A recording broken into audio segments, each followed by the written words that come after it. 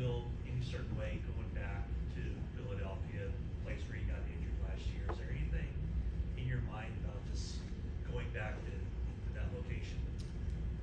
I mean, yeah, I got hurt there and everything, but you know, for me, it's week 13. You know, we're going on the road in a hostile environment. We're late in the season, so every game is obviously big for us, and so that's where I'm at with my mindset. Am I going to go back and feel a certain way? None of that. You know, it's a new year, two new teams. You know, slightly different in ways. So that's how I'm looking at it. Can you take us back to that, to going there, that game, and just kind of how you felt about the game plan and your plan of attack going up against that defense? Yeah, I mean, yeah, we felt good about our game plan and stuff. I mean, things obviously just didn't go our way in terms of keeping the quarterback healthy, so it's hard to say exactly what we were going to do and all that kind of stuff. But, you know, once Josh went down, things sort of changed and I had to get thrown back in there. But in terms of our plan of attack, it's like, yeah, you go into a game feeling like what you're going to do is going to be good. And so we never really got to that, I feel like. So that's just, yeah, I'll just leave it at that. A couple different 49ers players who have gone through significant injuries, like Jimmy Garoppolo in Kansas City, Navarro Bowman in Seattle, went to the stadium, gave themselves a moment to just kind of take it in about the past in that stadium. Will you give yourself a moment, or will you just game plan as usual? I mean, usually every single game, whenever I go in the stadium, yeah, I take a little moment just to be thankful for where I'm at and the game that I'm about to play in. So none of that changes. Am I going to go in there and get all, you know, sentimental about, man, I've come a long way since? It's not really like that. You know, we have a goal in mind, and I'm trying to be the best version of myself every week. So, am I going to go into the game saying I want revenge and all this kind of stuff? It's not like that, you know. So I'm just going to try to go do my job and be the best Brock that I can be for this team. So, how much better of a quarterback do you think you are now than the guy who started that game? Yeah, I think I've grown just mentally with this playbook, with the system, with just the guys that I'm playing with, in terms of, you know, them knowing what they're going to get from me, and I feel like at the time, you know, I was still trying to find my way in the NFL and play consistent and prove to the guys that I can play. So now it's all about, you know, how can I be consistent, you know, every single drive, every game, and sort of being able to handle all the factors that come with playing quarterback. You know, the noises, you know, keeping guys under calm, cool, collected, like that kind of stuff. So I feel like in that game, or at that time, I don't know if I was that guy yet, so I feel like that's the difference. Brock, there's a chance for rain on. But this has been circled for 11 months. Does it feel like a bigger stage, more talk, like bigger than some of the other games you played? I mean, I guess people can make it like that, really.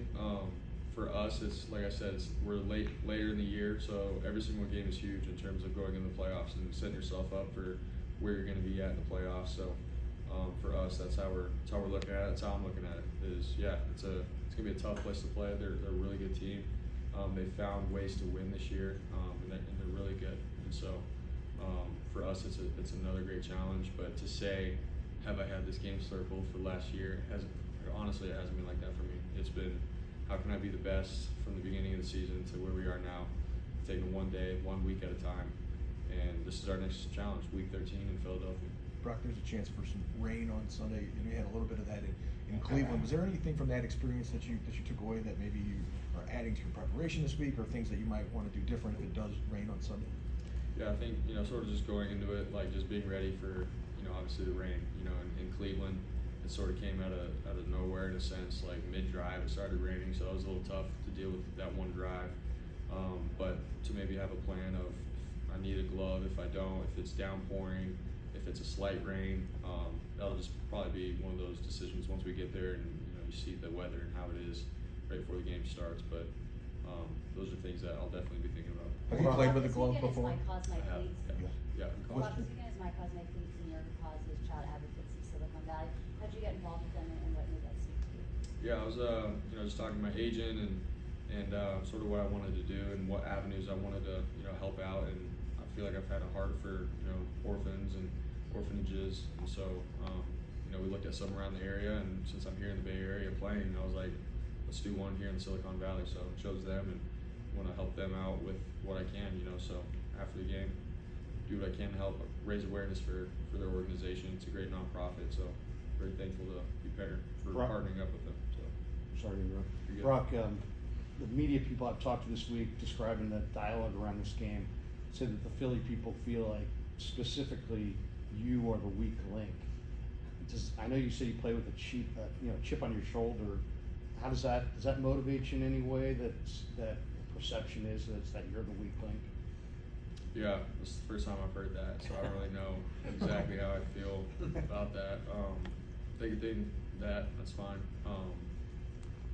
Yeah, I don't really know. I'm playing quarterback for the 49ers, and we have a good team. I'm just trying to do my job to help them win, so, yeah. While Well, you, not to- while not you, to belabor the glove thing, but just what are the kind of benefits? What you know? What do you like about it? What do you not like about it? Yeah, I think, I mean, if it's a downpouring rain, you know, putting on a glove, I think for me at least, you know, sort of just helps. Obviously, a little bit more tack on the ball and whatnot. If it's a light rain, I don't know if that's necessarily a necessity. You know, I feel like I can grip the ball just as fine with or without a glove with a light rain. So, if it's downpouring, I feel like having something to help the hand sort of grip the ball. That's really the only difference. you stay out of the talk, but a couple of your teammates do get involved with the back and forth with the Philadelphia Eagles. Do you kind of just take a seat back and kind of watch it go on, or do you enjoy kind of the spice that your teammates have with that? Yeah, I mean, I hear stuff around the facility just in terms of like, you know, Debo said this or whoever said this, and I get a laugh out of it and stuff. It's funny, but for myself, it's like I said, it's another game for me. I have to be prepared to play football, make the right decisions consistently, handle the operation of the offense. So that's where my mind has to be, not all the other stuff. So I obviously don't get caught up in it, but I think, you know, for Debo or some, you know, guys that have played the game for a while to have fun with it, like they can do them, and I laugh about it when I hear it. So, but I have a job that I have to do, and that's just how I handle it. What are your impressions of their defensive line, Brock? And did you hear it all from Hassan Reddick after your injury by chance? No, I didn't hear from him. I mean, it's just the game, how it goes. You get hurt, and that's about it. But in terms of the D-line this year, I mean, they're still very good. Obviously, we respect the heck out of them and what they do. I feel like it's their heart and soul, their defense. You know, it starts with them, and I feel like they can control, you know, the outcome. You know, the pass game, the run game, they do it all, and they're very explosive. They get off the ball really well, so it's going to be a great challenge for us. I think probably the biggest challenge of the year. So. What's Debo been Last like? one? What's Debo been like in practice this week? What's the energy level been like from him in particular? I mean, Debo's been Debo. He's I mean, I practice running routes, being explosive. Like, he goes hard at practice, and it's not like he picks and chooses games that he goes hard at practice.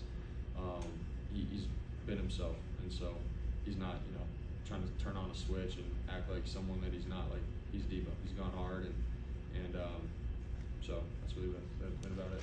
Rob, when you look at Jalen Hurts being the good coach, do you like say, I would really enjoy the opportunity to do that often, or do you like say, that looks horrendous? I mean, I don't care if it looks horrendous. If you're that good at it, I mean, why not? But you know, they've done it. I don't know. They have that chemistry. You know, with the O-line. Obviously, Jalen, how strong he is as a quarterback to be able to get 1 or 2 yards.